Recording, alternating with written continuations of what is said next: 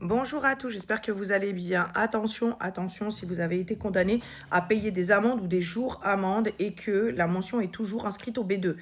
Ne négligez pas ces condamnations avant de renouveler votre demande de titre de séjour ou de solliciter un titre de séjour. Il faut impérativement vous rendre au bureau de l'exécution des peines pour solliciter votre condamnation et payer vos jours amendes, vos amendes.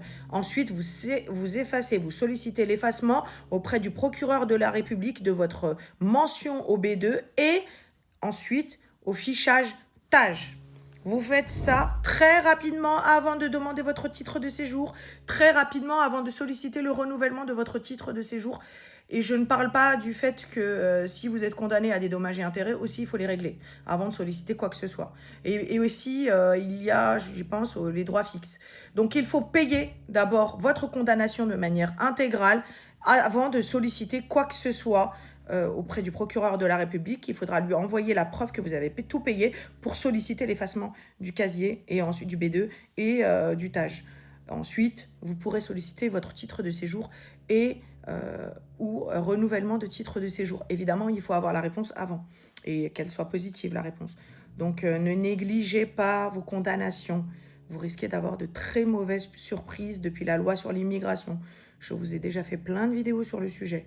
Attention, attention.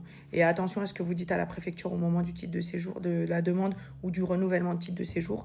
Ça, c'est aussi important parce que si vous êtes notifié d'une obligation de quitter le territoire parce que vous n'avez pas fait les démarches avant et que la préfecture est au courant que vous avez des condamnations et qu'elles ne se sont pas effacées automatiquement, eh bien, vous risquez d'avoir effectivement un arrêté portant obligation de quitter le territoire qui vous est notifié.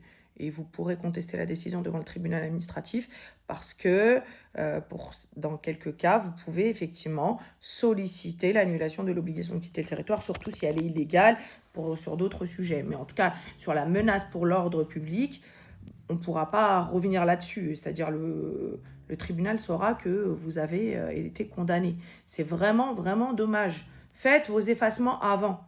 Ensuite, évidemment, l'avocat, il peut obtenir l'annulation de l'obligation de quitter le territoire malgré des condamnations, parce que la jurisprudence considère qu'une seule condamnation et qu'une condamnation pénale, c'est pas forcément une menace pour l'ordre public. Mais il y a d'autres choses. Le tribunal tient compte aussi de votre situation personnelle, professionnelle, sociale, etc. Donc, rien n'est gravé dans le marbre, mais pour éviter de se retrouver avec un arrêté portant obligation de quitter le territoire, eh bien, vous aurez fait toutes ces démarches avant, c'est-à-dire payer amende, jour amende au